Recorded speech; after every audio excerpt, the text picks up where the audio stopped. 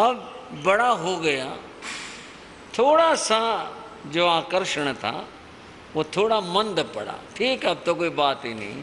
पहले बच्चा था, ज़्यादा देखभाल की ज़रूरत थी, अब तो बड़ा हो गया। अब तो राजा कभी कभी उधर से गुजरते देखते, और फिर तो और भी थोड़ा सा विलम्ब होने लगा। वर्षों बीत गए, एक बार राजा का जाना नहीं हुआ। बहुत दिन हो गए, राजा को याद आई, हमारी इस बैल की क्या स्थिति है, देखें सही। राजा का उधर से गुजरना हुआ, उन्होंने रथ रुकवाया और वे गौशाला में गए। तो पहले तो सामने बंधा होता था बड़ा पुष्ट युवा सुंदर बैल, आज वो दिखाई नहीं दिया। राजा ने इधर देखा, फिर पूछा, भाई वो हमारे बैल कहाँ है? कर्मचारी हाथ जोड़े खड़े थे। बोले महाराज जी आपके सामने तो है। बोले ये नहीं, वो हमारे वाला कह रहा हूँ, बैल तो ठीक है, सारे हैं, जो हमारा, हम जिसको हम बहुत प्यार करते हैं, वो वाला कहाँ है? महाराज यही है, ये है। हाँ महाराज, ये क्या हुआ इसको? महाराज अब ये बूढ़ा हो गया। पश्चिम बिहार वालों और क्षेत्र से भाई हैं, आप सबको संबोधित कर रहा हूँ। कर्मचारियों ने क्या कहा, अब ये बूढ़ा हो गया। इनकी आयु बहुत ज़्यादा नहीं होती, तो समय बीत गया था काफ़ी, ये बूढ़ा हो गया। बोले हाँ महाराज, इनकी आयु ऐसी होती है। और ये इतना सुंदर था, इतना बलवान था, इतना अच्छा था, और अब ये क्या हो गया? महाराज ये तो चाहे मनुष्य चाहे पशु है, बूढ़ा तो सबको ही होना पड़ता है। अब ये बूढ़ा हो गया, इसलिए खाल भी इसकी लटक रही है और कमज़ोर है, हड्डियां दिखाई दे रही हैं, बल भी इसमें नहीं रहा। एक बात राजा को चुभ गई, मनुष्य हो या पशु हो, बूढ़ा तो सबको होना पड़ता है। ये पंक्ति राजा को याद रह गई और उनके भीतर में चुभ गई, बूढ़ा तो सबको होना पड़ता है। तो क्या कभी मैं भी बूढ़ा हो जाऊंगा? अपने से पूछा उन्होंने। ये तो बात सत्य है, बूढ़े तो सभी होते हैं, मुझे भी बूढ़ा होना पड़ेगा।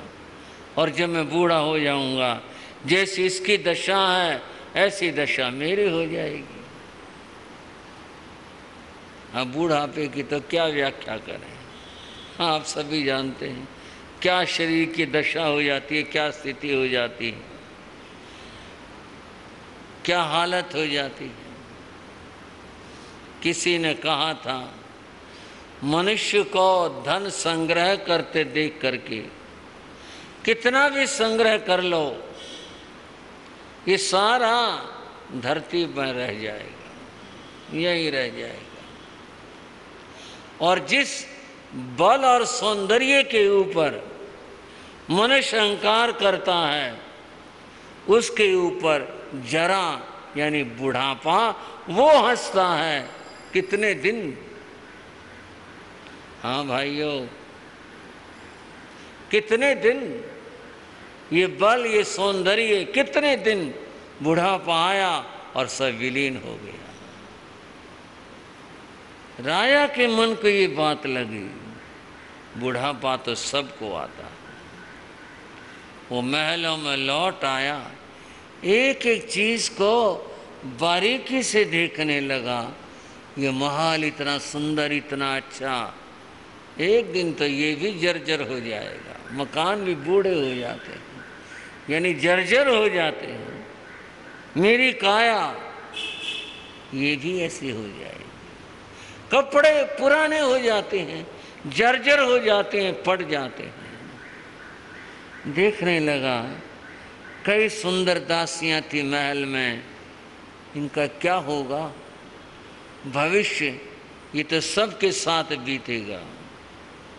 फिर मैं क्या कर सकता हूं? ऐसी कोई औषध, ऐसी कोई उपाय, ऐसा कोई चीज हो जिससे कि बुढ़ापे को रोका जा सके। बनिए भाई ऐसी कोई दवाई। हाँ जी, बोलोगे थोड़ा सा, है कोई ऐसा उपाय? ठीक है, योगा करने से आदमी स्वस्थ तो रहता है, काफी शारीरिक दृष्टि से बात कर रहा हूं, लेकिन बुढ़ापे को कौन रोक सकता है? ये नहीं रोक सकता। उस राजा को, करकंडू को, इस एक वाक्य से ज्ञान प्राप्त हुआ। और जब ज्ञान होता है यूं ही होता है, एक वाक्य से हो जाए, और अन्यथा सारे जीवन भर पढ़ते रहो और फिर ज्ञान नहीं हो पाता। इतना परिवर्तन आया उस राजा में। उसने दीक्षा ले ली कि वे जो मेरा जीवन है, शेष जीवन है, बचा हुआ जीवन है, इसका तो मैं उपयोग कर लूं।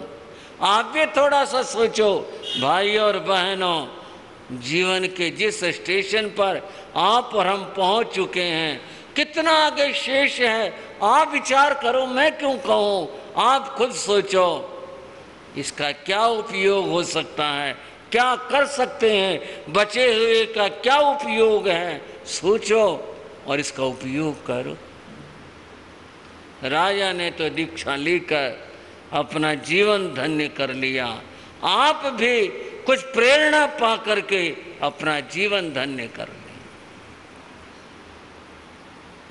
बात और चर्चा नमीराज की चल रही थी। नमीराज के साथ जो घटना घटी वो कल मैंने बताई थी।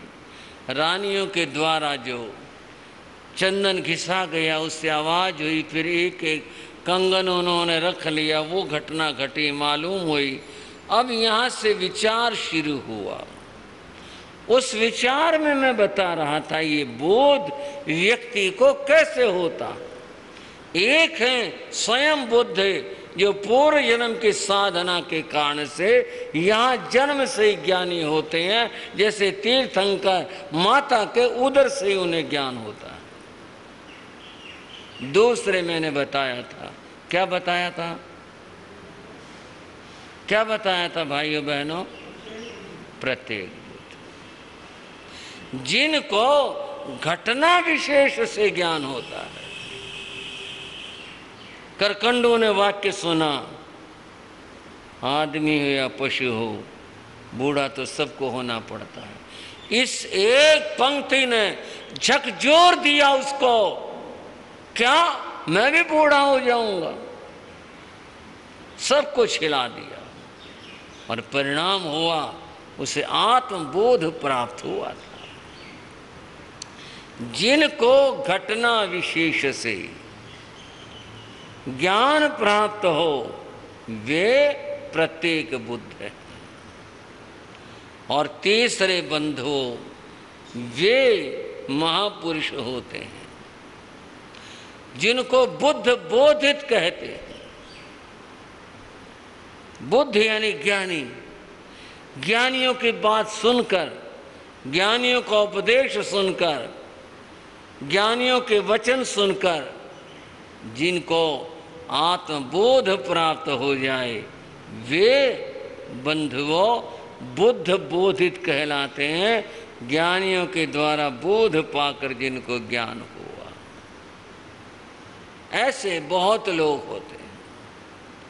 हम भी जो हैं जैसे हैं, गुरुओं से ज्ञान मिला, आपको गुरुओं से ज्ञान मिला। और आप सोचोगे बहुत लोग हैं जिन्होंने सत्संग सुना, संतों की वाणी सुनी, गुरुओं से ज्ञान सुना और वह उनके अंतर को छू गया, उन्हें ज्ञान हो गया, वे बुद्ध बोधित कहलाए। कुछ बात बताता हूँ। जैन साहित्य में अर्जुन माली का प्रसंग बहुचर्चित है। बौद्ध धर्म के अंदर उंगली माल का प्रसंग है। उस जमाने का एक डाकू था, नाम उंगली माल था। उंगली माल उसे क्यों कहते थे कि वह मनुष्य की हत्या करके उसके उंगलियां काट करके और उनको एक रस्सी में पिरो करके वो पहनता था, इसलिए उसका नाम उंगली माल था। बड़ा खूंखार था, पुलिस के भी काबू में नहीं आया और उसने पता नहीं कितनी हत्याएं की। और यूं है बात कि बुझा हुआ दिया जलते हुए दिए से छू जाए, उसमें भी प्रकाश आ जाता है। एक बार महात्मा बुद्ध जा रहे थे, उंगली माल वहीं कहीं था उस इलाके में, और वो ये समझ बैठा इनके पास धन होगा, और वो जोर से चिल्लाया, ठहरो। बुद्ध ने देखा एक आदमी तलवार लिए बैठा। बुद्ध रुक गए। एक तो रुकना होता डर से, भय से, और एक रुकना होता है किसी और उद्देश्य से। चलो इससे मिलेंगे, ये सोच करके बुद्ध रुक गए। वो आया, बुद्ध कहने लगे, मैं तो रुक गया, मैं तो ठहर गया, तू भी ठहर जा। क्या कहते हो? मैं कह रहा हूं तू भी ठहर जा। तू भटकने लग रहा है, इस भटकन को छोड़ दे और जीवन में ठहर जा। उसको तो क्रोध आ रहा था, हाथ में तलवार थी। महात्मा उसकी बात समझ रहे थे। बुद्ध कहने लगे, तुम्हें अपने इस तलवार और बल का बहुत घमंड है, मैं तुम्हारा बल देखना चाहता हूं। मेरा बल, उसका मन हुआ वो तलवार चला दे, फिर भी उसने मेरा बल, हाँ मैं तुम्हारा बल देखना चाहता हूं। बोलो क्या बल देखना चाहते हो? एक पेड़ के नीचे खड़े थे। बुद्ध बोले, तुम एक पत्ता तोड़ सकते हो? पत्ता? बोले हाँ। वो उछला, उसने हाथ ऊंचा किया और उसकी टहनी पकड़ी, जोर से झटका मारा, टहनी उखड़ गई, पत्ते बिखर गए। और बताऊं? बुद्ध ने कहा, अभी बात पूरी नहीं हुई, मैं आपका बल देखना चाहता हूं। बोले क्या बल देखना चाहते हो? ये जो तुमने टहनी तोड़ दी, ये तो कोई भी तोड़ दे, इसमें तो कोई बल की बात नहीं हुई। तुम एक पत्ता उठाकर दोबारा से पेड़ को जोड़ दो। क्या कहा भाइयों? श्रावको, क्या छोटी सी बात कही। एक पत्ता उठाकर और दोबारा से पेड़ को जोड़ दो। अगर तुम पेड़ को जोड़ दोगे तो मैं मानूंगा तुम महान बलवान हो, महान शक्तिशाली हो। एक पत्ता जोड़ कर दिखा। तोड़ तो कोई भी दे, एक बच्चा भी तोड़ दे, निर्बल भी तोड़ दे, कोई भी तोड़ दे, जोड़ कर दिखाओ। कोई जोड़ सकता है? टूटा हुआ पत्ता, टूटी हुई जिंदगी कोई जोड़ सकता है? पीछे आपने श्री उत्तराधन सूत्र में सुना था, संख्यम जीवियम मापमाए, ये जीवन है, संस्कृत है, जोड़ा नहीं जा सकता टूटने के बाद। तुम एक पत्ता जोड़ के दिखा दो। कहते हैं उसकी तलवार नीचे हो गई। ये काम नहीं हो सकता। ये पत्ता जोड़ने का काम ये नहीं हो सकता। तब बुद्ध ने कहा, जब तुम एक पत्ता जोड़ नहीं सकते, तुम्हें तोड़ने का हक नहीं है। जब तुम किसी को जीवन नहीं दे सकते, तो मारने का हक नहीं। मैं बुद्ध बोधित शब्द की बात कर रहा था। एक ज्ञानी का उपदेश सुन करके और सुनने वाले को ज्ञान बोध प्राप्त हो गया, बुझा हुआ दीपक जल उठा। बुद्ध की बात सुनी, हैरान रह गया, वो पत्ता तो नहीं जोड़ा जा सकता, और उसका जीवन बदल गया। वो खूंखार डाकू एक सज्जन, नेक और भला आदमी बन गया। इस तरह जीवन परिवर्तित हो गया। बंधुओं, मैं समझा रहा था, किसी ज्ञानी का उपदेश सुन करके, संत की वाणी सुन करके, सत्संग सुन करके जिसके जीवन में ज्ञान की ज्योति जागृत हो जाती है, वे बुद्ध बोधित कहलाते हैं। 3 तरह के ये ज्ञानी होते हैं। यहाँ नमिराज के प्रसंग में क्या घटना घटी, उस चूड़ियाँ और आवाज को लेकर के विचार उत्पन्न हुआ। जहाँ 2 हैं वहाँ संघर्ष है, वहाँ झगड़ा है, वहाँ पर परस्पर में आपस में विद्वेष है। और अकेलापन जहाँ, वहाँ कुछ नहीं। कहा गया, आप अकेला अवतरे, मरे अकेला हो। बंद हो, अकेले आए और अकेले ही जाना है। अकेला एक शब्द, इससे नविराज को आत्मबोध प्राप्त हुआ। शरीर और आत्मा 2 हैं, यही संघर्ष है, राग और द्वेष का संघर्ष है।